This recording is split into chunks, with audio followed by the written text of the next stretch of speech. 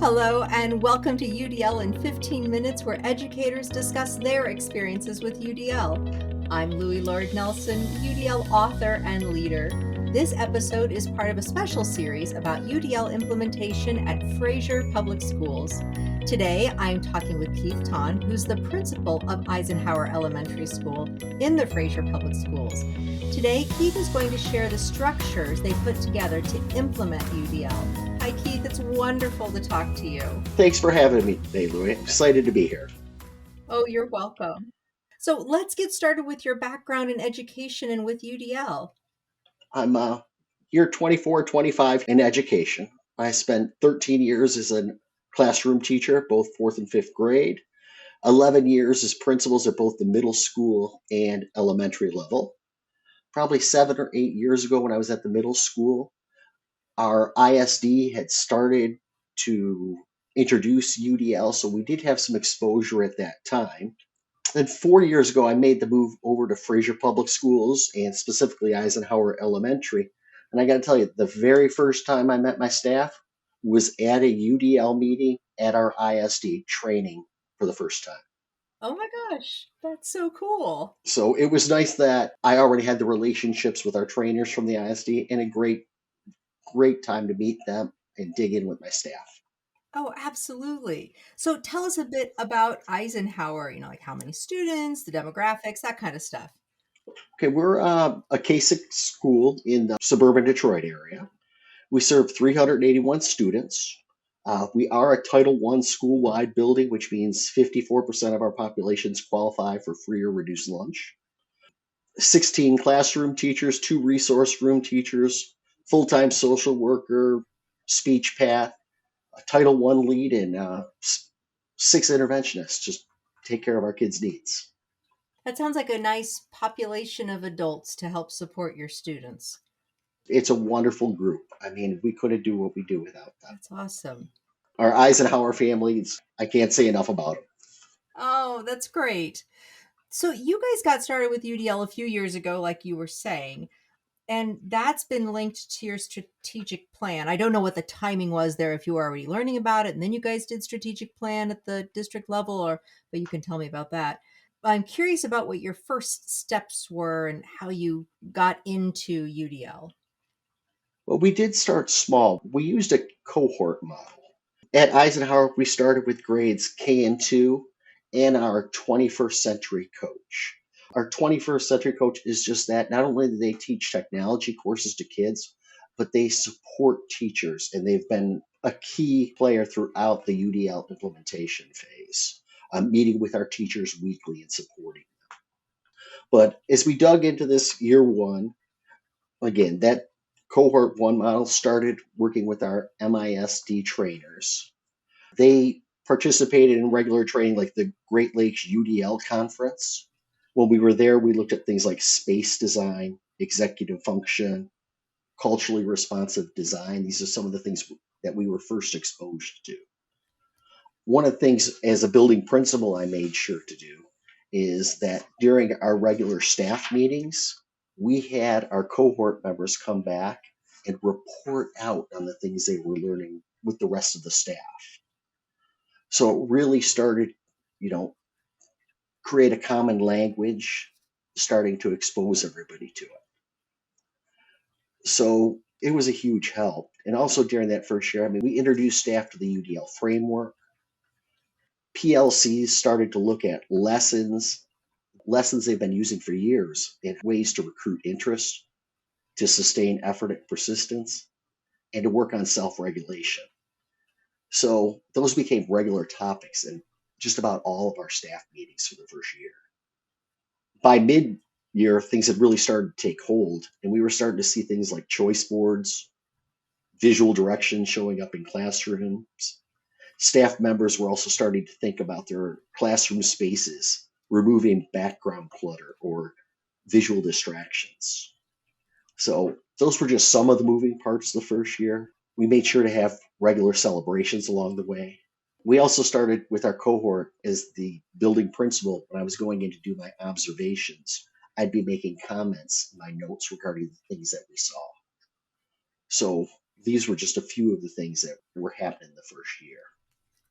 Excellent. Some of the structures that I just heard about was the teachers reporting out, and that there was an expectation. It sounds like that UDL was discussed during the PLCs, and it sounds like that everyone was really focused in on engagement as well as space design, but really focusing in on engagement.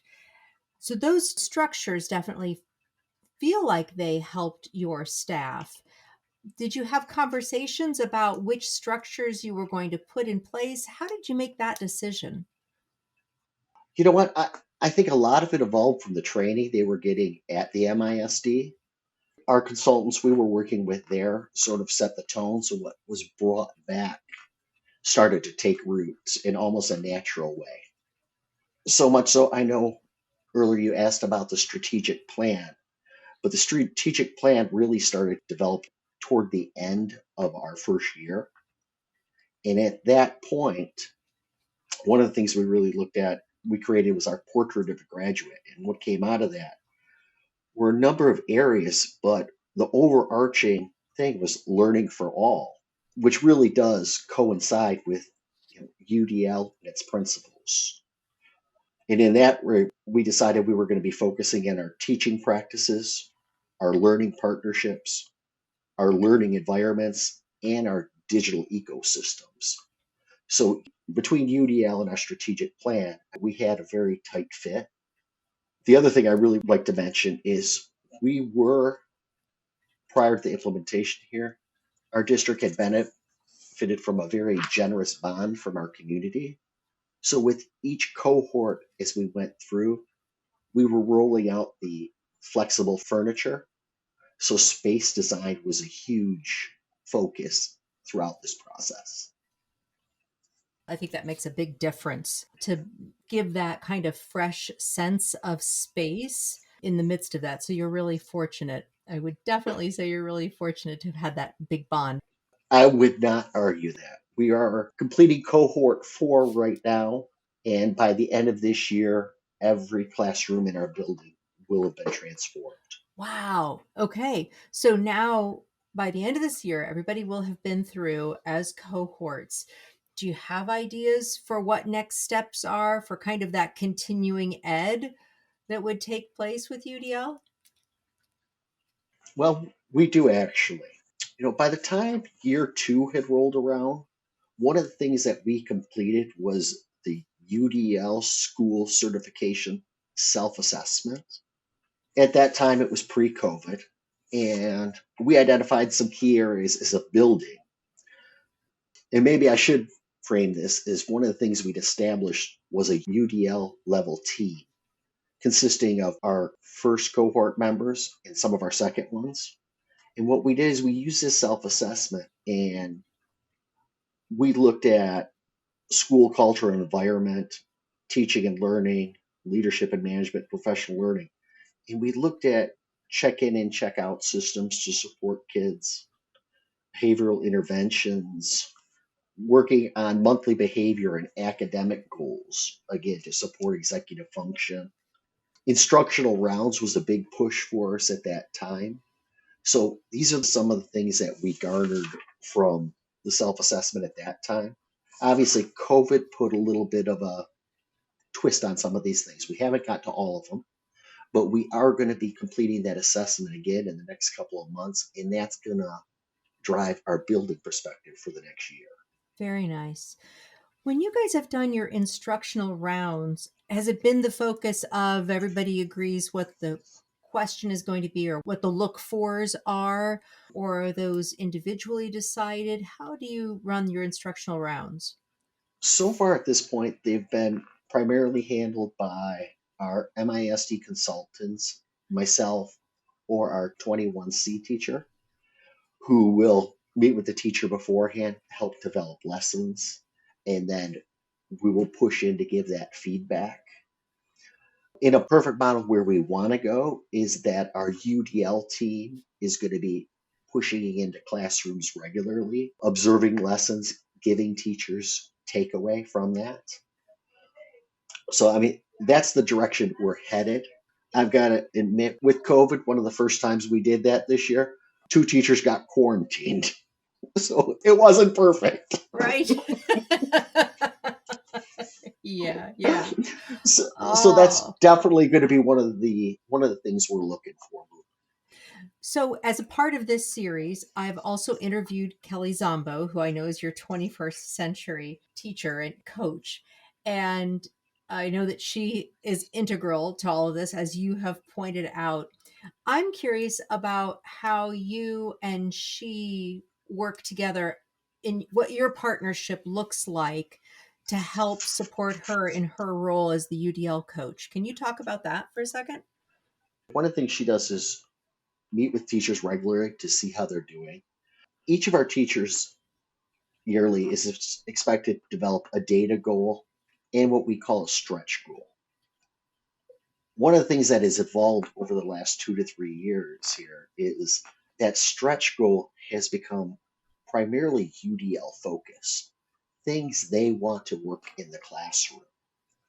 Um, Kelly has, to the way her schedule is built, is she does service classrooms as a specials teachers, but the rest of her time is split up where she has time built into her schedule where she meets with grade levels or teachers individually regarding those goals. So she ensures that they are in track. Her and I meet weekly to see where we're at, to see what supports teachers might need, to see how we can, again, make sure everybody's getting what they need at that time. Lovely. That's wonderful. That's wonderful. I will say one of the things that just crossed my mind is when we were rolling this out, we wanted our community to become aware of UDL and what was going on. As Kelly worked with the teachers, and we made sure to have in each newsletter coming out each month, we made sure to feature some of the things. So again, it became ingrained in the culture, and so the community became aware of it too. Nice. So, one last question. Do your students have a sense of UDL? Do they have a sense of that things are done a little differently at Eisenhower? What's that communication like? Or is there any communication with the learners?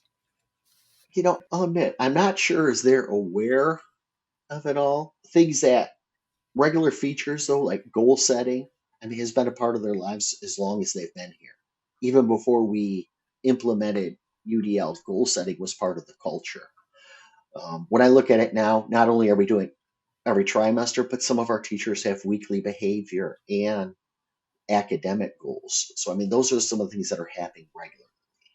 We have things such as student-led conferences where the kids are taking ownership of their learning. Some of these have just become ingrained. I don't think you would hear the kids necessarily refer to it as universal design for learning, but I think they would say that things are done a little differently here, especially if they're new to the school. Yeah. I am in love with student led conferences. Well, I'm in love with anything that leads to self determination and autonomy. But yeah. Oh, Keith, this has been wonderful. I really appreciate you giving your time as a busy, busy principal and sharing Eisenhower's journey with UDL from the point of view of a principal. This is going to be so valuable to listeners. Thank you so much. Well, thanks for the invitation today. I feel like there's so much more that we've done, but I'm glad I could share this snippet. Oh, wonderful. Wonderful. So, for those listening to this podcast, you can find supplemental materials like an image montage with closed captioning, that montage with audio descriptions, a transcript, and an associated blog at my website, which is theudlapproach.com/podcasts. And finally, if you have a story to share about UDL implementation for UDL in 15 minutes, contact me through theudlapproach.com. And thanks to everyone for your work in revolutionizing education through UDL and making it our goal to develop expert learners.